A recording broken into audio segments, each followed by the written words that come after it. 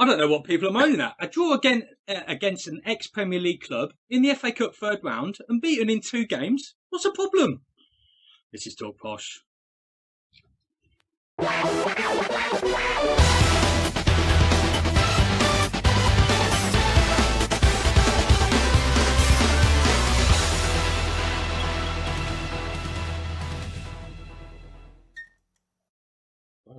Hello and welcome to TalkPosh, supported by Serpentine Green Shopping Centre. Welcome everyone on Periscope as well. Apologies for that swear word by Alex. I didn't swear. That's fine. Anyway, we've done a whole script for tonight, but we're going to change it because a certain chairman has just stolen our thunder and just done his Periscope session. We'll have a quick chat about what came up in his Periscope. Not a lot, really. Pretty much a lot of stuff that we've already talking about, or he's already talking about before. We made a couple of notes. He talked about Lee Tomlin, Alex, didn't he? Yeah, he did. Potentially he was going to come back in the summer, but he went to Cardiff instead. What else we got? He was saying about a big striker. He had a question about a big striker, and D-Mac said quite possibly we could get one in January. He was saying if someone came in for $3 million for Marriott, would he sell? He said no.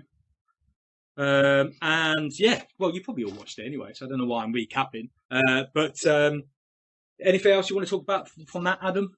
I think it's the fact that the improvement really is Junior, that he's now going to be about, he reckons, the 8th of January. That's nearly 2 months ahead of schedule. But if it wasn't anyone else but Junior, then it would be back. It's Junior's motivation that he's putting in and his hard work that he will be back that early. And my God, don't we need him?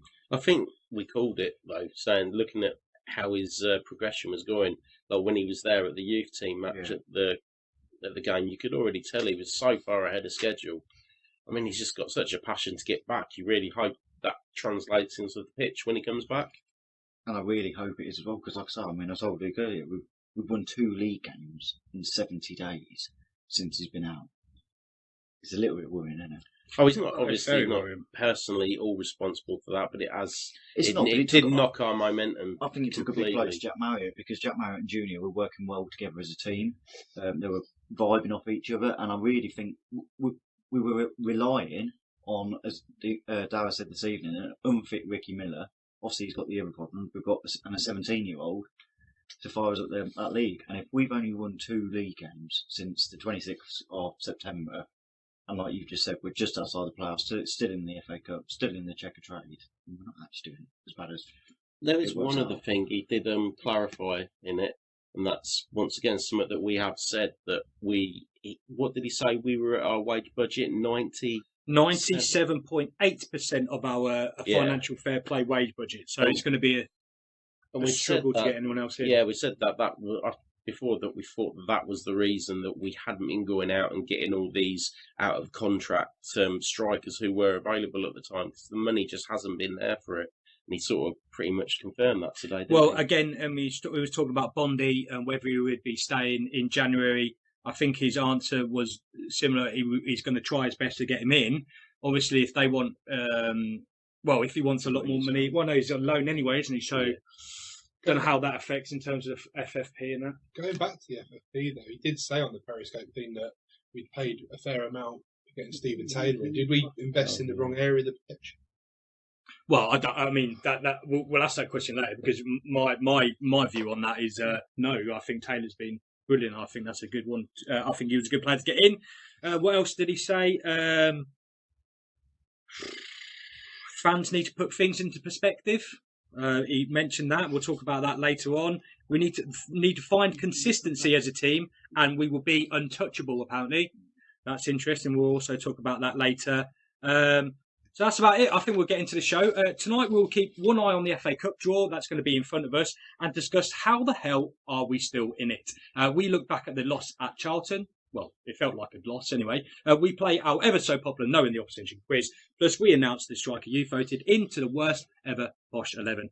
We are live on, like I said, both Facebook and Periscope, so welcome to all. If you want to contact us, comment on the live stream. So let's get into the Charlton game then, lads. It looked to me so good for 90 minutes. Twitter was buzzing. I was buzzing. Grant McCann must have been dreaming of promotion. Then bang, 4 minutes, and it all went wrong. What the hell happened? What the hell It happened? is still a good point, though, and I don't care what you say. It is still a good point away from home. After losing against Rochdale the previous Saturday, someone would have snapped your hands off to say a 2-2 draw. It's just the manner which we did it in, and I know what you're going to say, Ben, because you would say, and it's been covered by a couple of others. When you in the 92nd minute, you're bringing on a striker when potentially we should have brought on a defender, and unfortunately that striker shoots from 40 yards out when he should have just run it into the corner. We'd have won 2-1. Yeah, like I say, when he came in on, we were on our message feed, and the very first thing I put is, well, this is easy for him. All he has to do is run it into the corners. Gone for glory, though, hasn't he? So he didn't give away, although on both counts he didn't. Guion was tired, that's true. He probably should have been the one to go off instead of Madison at that point if he was as knackered as he actually came across. And that led to him giving away a penalty, which also is something that shouldn't have happened at that stage of the game. And this whole tiredness thing, I didn't actually realise it, but do you know how many games we've played this season competitively? We've had replays as well. 27 games we've Yeah, played already. that's fine, but how does that compare to other teams? Well, other teams have probably played just as many. Just as many, but he is. 27 games, considering we are literally at the start of December, is a lot. It's a massive ratio. But with professional football, well, we're not, but with a professional football club, we should be able to deal with playing weekend, midweek. And now we've just gone and shot ourselves in the foot yesterday by giving us another midweek game next week. So it's. I just want to go back to Ricky Miller. There's no way Grant McCann. People are blaming Grant McCann for bringing Miller on, and I think that's in another point that we can talk about. But there's no way Grant McCann went to. I tell you what, Ricky lad, get yourself a goal. Get on that pitch. Get every opportunity you've got to shoot. Go and grab yourself a goal, son. With 2 minutes. Well, exactly what he would have said was, get in the corners as quickly as you can, hold up the ball, and not let go of that ball. It didn't. It just was the complete opposite of a professional mindset. Simple as that. You're a professional player in that situation. You'd have to believe 99 out of 100 of them would have done exactly that. He chose not to. I mean, everything else going on, we can ignore that until that all settles down or decisions are made. Oh, is it gone? No, it's just Luke's. But at the end of the day, he made an awful decision. A player, especially at this standard of football, should not be doing stuff like that, especially at this level. It was a very, very. We need to take the positives from it. So we did have we had a 2-2 draw away at Charlton, which is a good result. We stopped the bot, but I think the most important thing is we actually played well for 89 minutes. Yeah. And after playing really poor at Rochdale, to come off the back, because he changed 5 players, didn't he? From Rochdale's starting lineup to the lineup against Charlton, to change 5 players was a big risk. And it looked like it paid off, But at the same time, I mean, yeah, it's really good that we did pull out a good performance until that time. But unless you've got the concentration to see the job out, then you've wasted it all. I mean, Liverpool fans don't go on about, well, do you remember that season when we were top for the whole time until the last minute when Arsenal won the championship? You only remember the end result and how you came to get to that end result. And in our case, it was calamitous the way it happened. It shouldn't happen at that point. And those 4 minutes sort of nullified the previous 89. We say it every season, don't we? We say about the draws that we should be turning into victories because them 2 points which we're missing could help us out at the end of the season. I just remember a game from last year, it was Chesterfield away when we drew, but we must have had about 40,000 chances in the second half, and it was sort of them 2 points there extra. And it's just, we're looking back already, so the end of November, them extra 2 points which we could have had could be crucial come the end of the season. Considering where they were above us especially, they basically stopped us closing that gap. I mean, yeah, we are 7th. Once again, we are where we probably should be. but there's not a 3-point gap between us. There's Yeah. Charlton 6, celebrated that equaliser though, like they've just won the league. Though. yeah, But you we would would do. in that Yeah, situation. you would do. When Yeah. you're 2-0 down at that time and you Yeah. get out, but you would be celebrating, and we have over the years celebrated Well, them. I mean, QPR did. Brentford was actually 24 hours earlier, didn't they? And it's a funny old game. Chris, what do you think about Grant's decision when we're 2-0 up at Charlton, bringing on Ricky Miller instead of shoring it up a defender? It's happened. There's a big thing on social media about this at the moment, isn't there? What do you think? Was it the right decision to bring on another striker at that point instead of probably shoring up, bringing on another defender? You're thinking. Yeah, well, I'm just thinking. We touched on the fact that we've got this run of Tuesday or midweek weekend kind of fixtures and things like that. I don't think it's unreasonable to take someone like Marriott off and protect him when we're 2-0 up at that particular point. But it's already the 90th minute. Yeah. If you're talking about from like the 80th minute, I'd get that. But at that point, when the game's over, it's bringing him off and saving him for the last 2 minutes of a game isn't really. You've also got to think you put on Miller to give him an opportunity just to have a few minutes run out.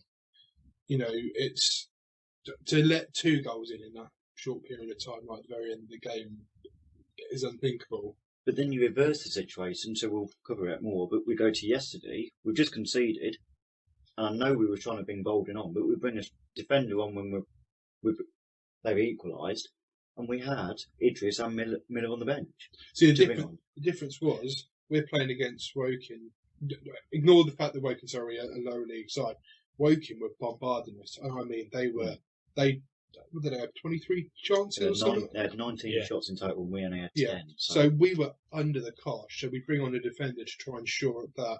Against Charlton, we were still in the ascendancy towards the end of the game. It was after that substitution happened, all of a sudden it went against us. If we'd have brought on a defender there, I think it was almost pointless. We weren't being threatened at that point. It sounds like, I mean, on Tuesday, Tafazoli was winning everything. And unfortunately, it just comes down to the last literally kick of the game. And we let it slip. But it's done. We can't dwell on it too much. No, we can't. But no, I think you're right, Adam, to be fair, mate. Even though you are, I think before the game, you would have 100%, I think, taken a draw at Charlton.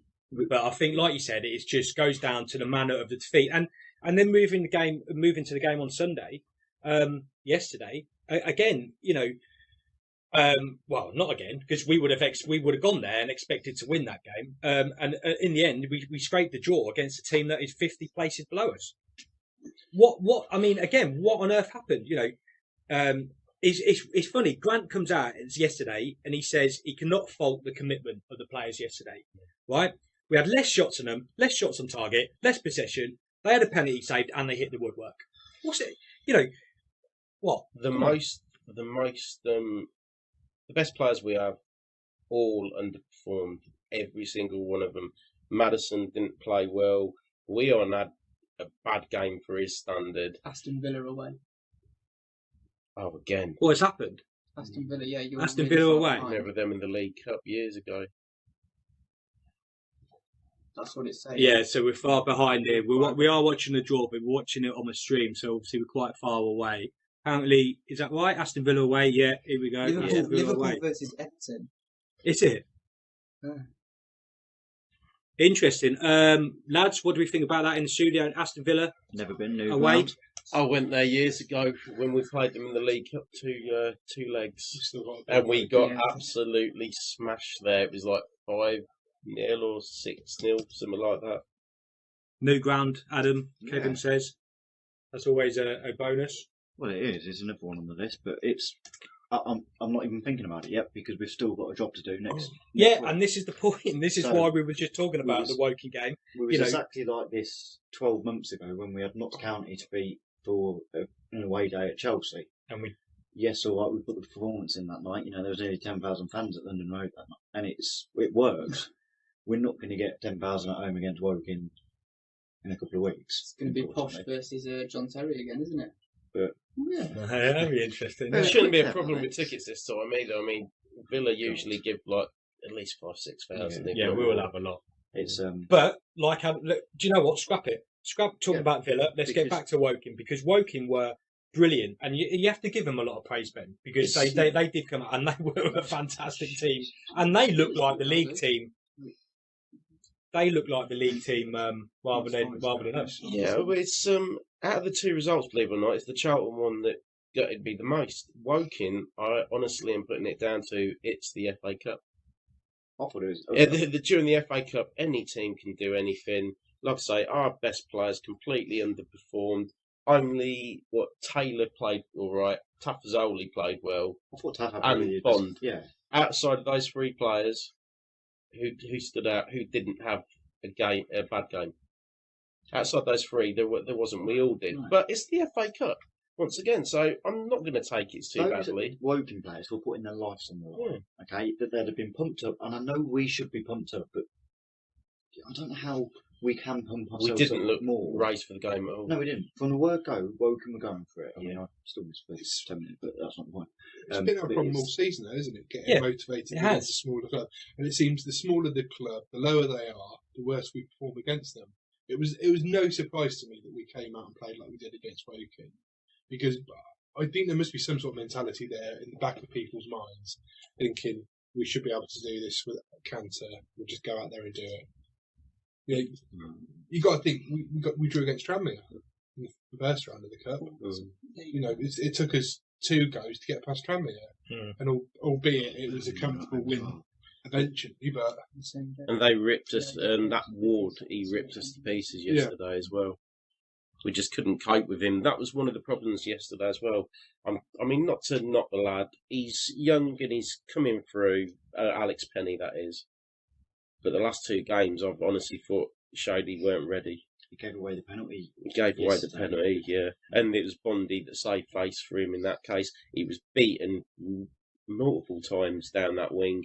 But Charlton, I didn't moan so much about it, because at Charlton he was given a baptism of fire against their best player. Great player. But against Woking, even though Ward did well, he was turning Penny inside out. But in fairness to Penny, it was his first bit of league football since Plymouth at home. It was the first game of the season, so he's going to be under the cosh a little bit. But I'd like to know how long it is till Shepherd's due back. I reckon 2 weeks. Yeah, I read something about that. But someone put on social media last night that didn't even know Shepherd was out, did they? Oh, okay. Yeah. Sorry. I see that. Does Shepherd walk back in the team, though? Is he not Shepherd doesn't walk back in the team. To Leo at some point? Well, this is the worth thing. a try. He seems to be listening to the fans now, because Leo is playing in a further advanced role. So he played in a further advanced role at Charlton and seemed to have quite a good game. Now, if he's playing Leo in the number 10 role, which he seems to be, he's performing. Yeah, that's fine. I just want to just go back to what Grant said after the game. He said, again, like he said, he cannot fault the commitment. Do you think that is a good thing for him to do? Because you can fault the players' commitment. I think this way. Do you think he says one thing in the changing rooms, has a go at his players, and then tries to protect them in the press? Because you can't always paper over cracks. Look at what game was it? It was the other month where he came out in the press and DMAT then sat him down for a beer and said, "Look, you're not going out there. You need to come in here, chill out a bit." Gillingham, wasn't it? I can't remember what game it was. About a month and a half ago. Now, I personally feel like he's going into the players. I think he'll be ripping them into them. And he should do. Even the lot against Woking, even DMAC came pretty much sharp straight away and just said that was unacceptable. Yeah, and it was. It was disappointing more than anything. But then he's coming out in the press, Grant McCann, and not slating his players. Would you, as a manager, would you slate your players, Alex, in public? No. What does that? Does it achieve anything? Not really, because it's just putting pressure on them, and it's basically saying, okay, if I can slate players, you can slate a player. Or maybe not along those lines, but if you're publicly slating someone, you might be actually encouraging, or not encouraging, but more people are likely to slate that player as well. If they've seen that, okay, someone who necessarily shouldn't be doing it is doing it, does that mean it's okay for me to do it and I won't get in trouble for it? I don't think you should publicly do it. Sure, maybe say they've been underperforming, but not slate them in a heavy sort of way. Yeah, that's a fan's job. That is a fan's job. That is a fan's job. Controversy about that. Good stuff. What's going on Facebook? Obviously, people talking about the Villa game. I think there was some comments about about that. What else you got, Alex? Villa. Dell just put 6-1 or 6.1. Where is Dell? Oh yeah, Dell. Where is Dell? Yeah, Del, if you're around, let us know where you're safe, man. We don't know. Yeah, what's You're going meant to on? be here. Who's Dell? Hashtag blame Dell. I noticed, what is it? Lenny put last about when we were last at Villa, how it was a blinding night.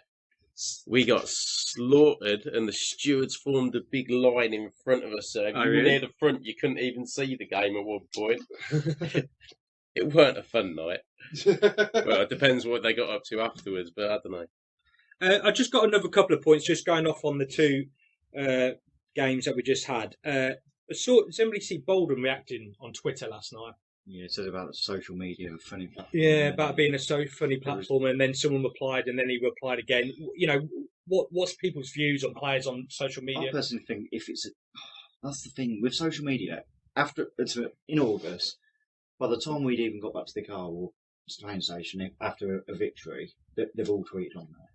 I think personally, and D-Mac said it last year, they need to ban themselves from social media the day of a game because tempers are high. Like yesterday, Jack Baldwin, as a captain, probably wouldn't have done that today. Mm-hmm. I think that and this is another thing, how I feel Grant McCann actually did rip into him.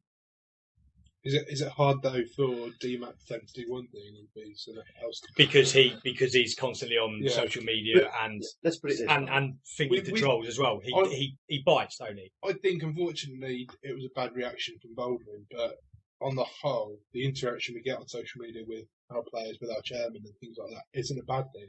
And let's be honest, TalkPosh wouldn't be TalkPosh without social media, so it is a good thing. So, but I mean, let's go back a couple of years and we'll go to. There's so many things that are put out on there that are negative after a result, and I just feel like they just need. So Grant McCann, when he was a player, used to tweet quite often. Doesn't tweet at all now he's a manager. Look, and that's the right thing to do. He doesn't tweet. He occasionally will put a tweet on which is completely unrelated to football. Correct, which is the right thing to do for his personal profile. Well, a manager shouldn't have a Twitter. But so you go to like Gary Monk at Huddersfield, he's constant. I mean, I don't know but when he was at Leeds, he's absolutely constant. I didn't know that. But and there is managers out there that do it. I just think social media, it is, like Jack Bond, it is a funny thing. Alex, you had views on social media? I was hoping you didn't bring that up, but you had the views, and I think if you were to, for instance, Baldwin, he's been slated a lot, but I think to actually go and tag him in it is wrong. To actually get him because if you tag him, you have the intentions of him seeing it, and if you're there supporting and you want your club to do well, go and actually slating them and telling them that. I don't think it's going to help them. Sure, you go on social media, you talk to people about it, you can say, okay, Baldwin's not been performing very well, but if he doesn't see that, then I don't think there's a massive issue. Sure, you may be doing it a bit behind his back, but the posh players are going to know that people are saying stuff on social media about them when they play bad. But to go and actually tag them in it, so they have the intention of seeing it, you don't know what effect that can have. I have to agree with that, especially when a lot of it's not even stuff that's being said to them, it's just talking about someone. People do that a lot with Darragh on Facebook as well. Just being constructive in your criticism as well, I think, is a big issue. Sometimes people just put a comment out there and it's just point blankly nasty for the sake of being nasty. There isn't anything constructive in there. At least when you sit here, we chat about something, we try to be constructive. But someone just going full out attack on a player like that gets what they deserve and they retort. I do know someone that isn't here tonight is usually not as constructive, and we'll just say it as it is. But even then, he's not overly keen on Maddison, but he wouldn't directly go and. He's come out and said to Maddison, "You've done well." One time he actually tweeted him, he got a saying, "You've done very well." He got a like. But to actually slate him, he wouldn't directly. Love you, Dale. Love you, mate. Right, let's move on anyway. There's still money in the swear jar, even if it's on the. That is, mate. Absolutely. Before we discuss the Checker Trump Trophy and Saturday's game against Blackburn, let's play our ever so popular Knowing the Opposition quiz. So there's 10 questions about opposition, which will be Blackburn and Southend. We've got Team Bench and Team... Sorry. With batteries. No, AA. double A. Double A. Team Double A and Team Bench. I thought of that on the spot. I didn't Love see you, this. I didn't see you being creative. Love You this sat there game. promoting, didn't you? Dell is missing this competition tonight I said so phone. much. Right. Anyway, right. Phones. Phones off. Sorry, Dell. Here we go. Well, right. they'll just say F off, so that's exactly did. what we're going to do to him. Chris. A or B? A. A. Southend. Bollocks. First. No, you've already had those Yeah, questions. you've already had them. Yeah, you- These are not the same questions. I think we don't- lost well, that I week don't as We've know. had all well. the easy ones to Southend. Southend questions. Easy questions. Start off with the ground's name. Roots Hall. Correct. Next one to you boys. Yes. Blackburn questions for you. Easy question. Ground's name. Good stuff. Right, let's move on. Second question, Southend. Anthony Grant made over 150 appearances for Southend from 2008 to 2012. Yeah. I knew it was Port Vale. Come on, boys. But where did he start his professional career? Oh, I know this one. Didn't he play? I'm happy to go whatever you He played think. one game for Chelsea that came on as a sub appearance. I was going to go Chelsea. Correct. Good Oh, one, mate. Yeah, I didn't know that either. To be Oh, honest. look at this. I just thought he played before Vale. Second question then for Blackburn. Blackburn Rovers defender Elliot. This is hard. Blackburn Rovers defender Elliot Ward came on loan to Posh in 2004. But how many appearances did he make for us? I was only 5 then, so... Elliot Ward. So how many appearances did he make? Did he make for Posh? Do you know what? I don't Just remember because him it's playing. you, I'm going to go none. Correct. I was going to say, I don't remember. He came him on loan playing to us, ever. but he never played. There we go. There you go. Love that. Question 3, Southend. Southend's squad is full of has-beens and ex-Premiership players, including Anton Ferdinand, Michael Turner, Simon Cox, Michael Kitely, Niall Ranger. But out of these, who made the most appearances in the Premier League? So, Anton Ferdinand, Michael Turner, Simon Cox, Michael Kitely, or Niall Ranger? It's quite a considerable amount as well. This is the clubs they were at previously. as well. Who was the list again? Sorry. Anton Ferdinand, Michael Turner, Simon Cox, Kitely, or Ranger? Turner played a lot beneath the whole people like that. I thought that was in the Championship as well. Mind you, I suppose Ferdinand was at Sunderland. I'd go one out of the first 2, but I don't want to kill it. Anytime so. You got the last one right. Pick one of those two. Quickly, Turner. Incorrect. Gonna go Passes Ferdinand, over. because I feel like he played a lot for West Ham as well. Yeah, correct. 218 That's all right. appearances. That's all right. Michael Turner, 158. Simon Cox, 37. Kitely, 75. And Niall Ranger, unbelievably, got 26 appearances in the Premier League. So, Blackburn, you got that point, didn't you? Good. Right. Former That's Blackburn striker Alan Shearer scored 112 goals in 138 appearances for Rovers. But where did he start his career? I think. So do I. think. Oh, Southampton. Correct. Good. Blackburn 4. Del, can you stay at home, please? Previous results. We played Southend in the league in October at their ground, drawing 1-1. Who scored their goal? Oh, God's sake. I remember it. Here we go. That was my last day wearing shorts. See, I know Marriott scored ours. Was the equaliser, No idea. Who scored their goal? I think you asked this last time and it was someone. Well, it can't be, because it was before the game, weren't it? We You didn't muppet. play. Who scored in the game that we got tomorrow night? Actually, it's Wednesday night. Simon Cox. Incorrect. No, it wasn't. It was a. I can't even picture how he went in. I don't think Was it I? Baldwin made a mistake. He did, yes. And he gave Baldwin it- Oh, the slipped pa- it. Yeah. It was the It wasn't. I don't know if it was Ranger. no, because he didn't play because he was on his curfew. No, he did. He came on. He Perfect. came on He late. came on. Cheers, it wasn't. Right, 10 But he seconds. was after the goal. No, I don't know any of the. No, I can't think. I It'll don't know kill any me. of the players. Mark No, just get Mark? no. on Antoine. Marc Antoine Fortunate. Fortuné. Yeah. That's the one. There you go. Half a point because we kind of No, combined on it. no, half a point. Right. 4 points. Brilliant. Previous games for Blackburn. We last played Blackburn in the Championship on the 3rd of May 2013, winning 3-2 at Ewood Park. Who scored a first half hat-trick Oh, for Christ. the Did they get a Southend? Posh player scoring? We get the opposition player. It was 2 months ago, boys. I Yeah. couldn't give you that Like Gal for that one. dry gown. Yeah. Correct. I don't actually go that time. I think we you had them in boys the are cup for one absolutely- cup, didn't we? Previously, when all the swine flu No, was we going didn't. on. I don't think we did. No, we've had them in the cup as well. No, I've been there once. We had them in the cup. That's all I mean. Blackburn, I think you've pretty much won it already, but we'll go over to Southend. Who is, this is a hard question, who is their current kit maker? Nike, isn't it? Yeah. Correct. Well done. Hard question for Blackburn. You can't win this Southend story. Can they draw? In which No. season did Blackburn win the Premier League? No, that I'm one. sure it was the year I was born. 91. No. Incorrect. 1995. Yeah, 94, 95. Yeah. Correct. Good stuff. Well done, Blackburn. You won that. 5-4. Feeling Right. good? Feeling happy? Thank you. Okay, let's start with the game quickly on Wednesday night against Southend. Lads, what do we reckon about that game? Were we excited being in that round of the checkertrump.com trophy, Chris? We've not got that many more rounds to go before we get a trip to Wembley.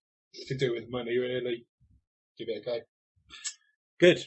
Adam? It's another game, isn't it? It's another Wednesday night, and we're going to miss Arm Celebrity, so There, that was gutting, that's actually. actually Yeah. quite bad, Yeah, isn't yeah. it? So I might have to leave it after that. Alex? Looking forward to it. Looking Even forward though to you thought it. was tomorrow night, and we've actually saved Yeah, he was going to turn up to London Road tomorrow night. That would be a bit awkward for you. Yeah, I mean, if it's another run in a cup, I know people say that it's a checker, whatever, but if we get to Wembley, they're going to go. Of course we will.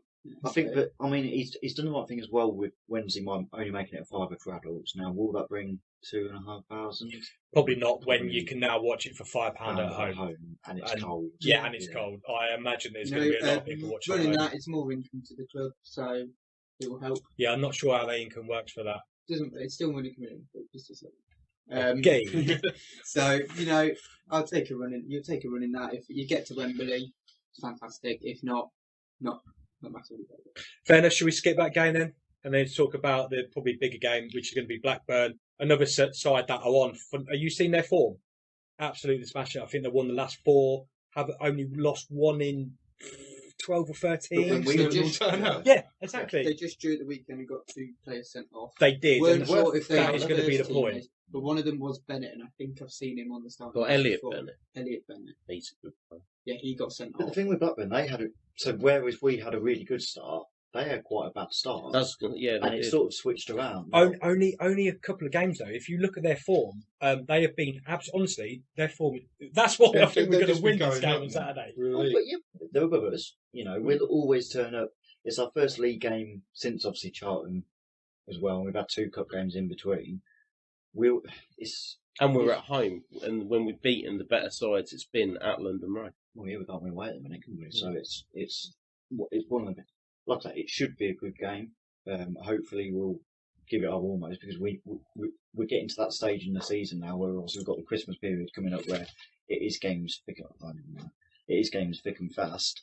So yeah, like I say, hopefully we'll overturn them, but you never know with Big United, do you? Do you think if we've got Blackburn at the weekend as well, we might see a few players rested on Wednesday? Yeah, I think we will. But then there's that rule and all that stuff in there. You can only isn't it 7 first team From the game, or from the game before, or we'll play the game after. There's so much silly little because then it's the APA system for the penalties as well, isn't it? Because it has to be a winner that night. So yeah, like I said, we actually got knocked out in the group stages last year in the Czech trade, and no one was bothered. But now you get through to it, you just want to see how it actually operates because we didn't realise if it was going to be Southern or Northern or split into. But obviously, it's luckily we're at home, we don't have to travel. But it's one of them things really. Like I said, I just hope that really Wednesday's not even on my mind. I just want the 3 points on Saturday. Absolutely. We have got a preview by a Blackburn Rovers fan who runs the podcast over there. Rovers Chat, I think Rovers Talk. Rovers Chat. I thought it was. He put me off. Said Rovers Talk. Anyway, that will be going on Twitter in the next couple of days. We'll get that out there so you can hear what Blackburn Rovers fans are like. Obviously, like we just said, they've just drawn 3-3 against Crewe. They were 3-0 up, weren't they? And then they got the 2 players sent off, and Crew all of a sudden burst into life. It was quite interesting. So, yeah, I think it'll be an interesting game on Saturday. I think what we'll do, we just talk about the prediction league. Chris, have we got any idea what the prediction league? Who's top of the prediction league, Chris? I might have snuck up to the top just through my sheer negativity over the last couple of weeks. I bet against us basically losing to Rochdale, got that right. And then I said we'd go and draw against Woking because we don't need another game. I put 1-1 down for it, so I've somehow managed to claw my way to the top. But as we said, if one of us does finish top, we will auction off the shirt for free kicks. So That's it. Like Chris said, we get a shirt from Serpentine Green Shopping Centre, the sponsors. Nice sponsored or signed shirt from them. So thank you very much for that. Let's go to Alex. You're on camera tonight, mate. Dale's at home. What do you think about the prediction for Saturday's game against Blackburn? Well, I'm never going to be negative, so I'm going to go 2-1 win, and then I'm going to go Marriott to score. Adam? 0-0. 0-0. First scorer? Hey? Honestly, you are in such a bad mood. How hungover are By you? the way, Adam comes in tonight. He is in the worst mood. I don't know if it's come across on show tonight, but Of course not. he is. I'll tell you what. What, are you okay, mate? I'm absolutely fine. Do you want to talk I'm just a about it? hard worker now, you know. Yeah. Working long hours. He's done a few long hours, long shifts in the last couple of weeks, and now he's But I still knackered. if someone's waiting for a package over the next couple of days, leave a mince pie out for him because Yeah. he really needs cheering. You do need fattening up a bit. Freeze to death in this one. Ben? I'll go 2-2. Yeah, 2-2. 2-2. And I'll say Stephen Taylor. Good stuff. Chris? Chris? Taylor's been getting in positions recently, and I noticed it the other day, the last 3 or 4 games, he's actually been getting into the box a lot more, not just with his head, so... I'm going to say, well, we haven't had a high scoring game for a while, so I'm going to go 3-3. And I'm going to go, Marriott's got to get back on the goal scoring sometime soon. Yeah, fair enough. I'm going to go 1-1, and I'm going to go Taff. Good stuff. Remember to look out for the tweet from Adam in the next couple of days, Adam. If you're not too tired, I'll try and mate. get time. Yeah. We'll do it after What, buddy? Wednesday's game, so you Don't get confused, yeah. Oh That's yeah, that fine, would yeah. be confusing for people, to be honest. Right, let's move on to then something else that we put out on Twitter last week was obviously the worst ever TalkPosh 11, and we were going for the striker. Now, loads and loads and loads of names came up. Adam forgot to put the poll out, and all of a sudden he thought about it on the way home from Woking last night, and he put on the poll Tyrone Barnett, Tom Nichols, Zeke Rowe, and Trevor Benjamin. There was a lot of people commenting on that and thinking that we left people out, but it's a 3-pronged attack. So later in the season, you'll get another poll, and for some others. Luke James came up a lot. I think Lloyd Apara, there were some awful names. To be fair, you're the only person who keeps pushing Lloyd Apara. No, 4 people said Lloyd Apara. Yeah, You got his 4 3 other accounts. Yeah.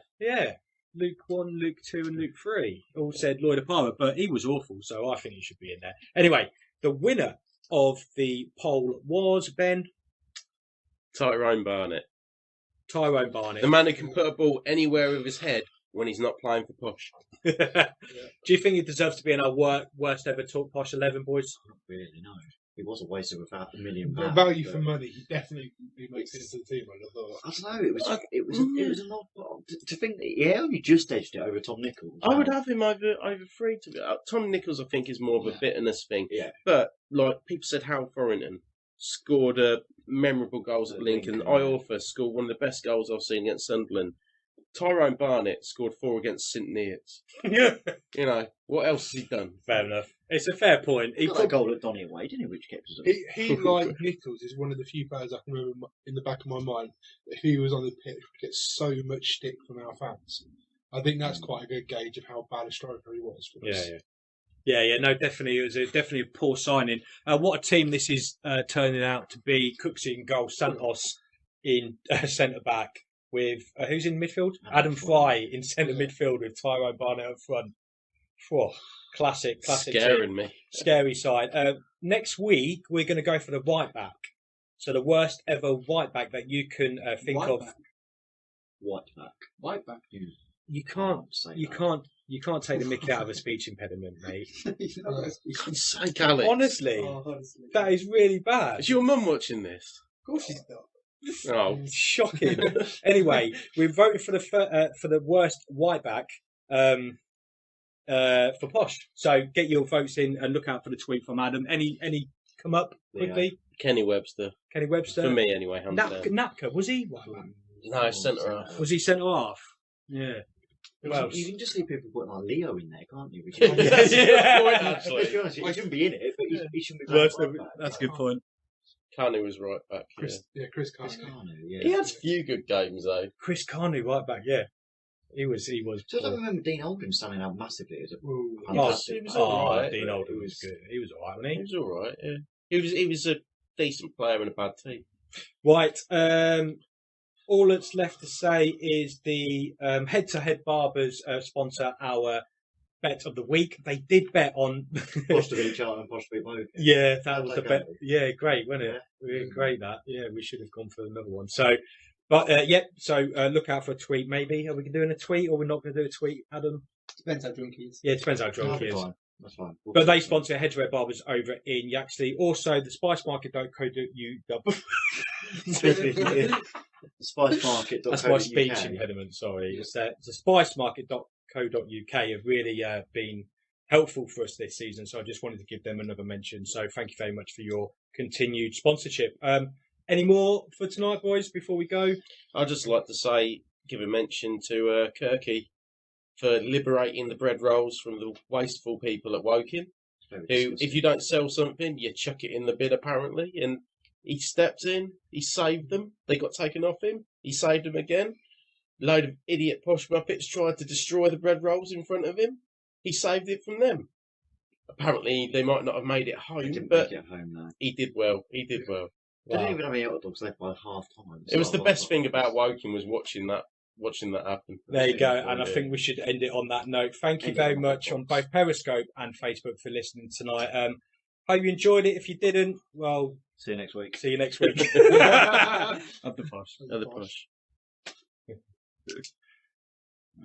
Yeah.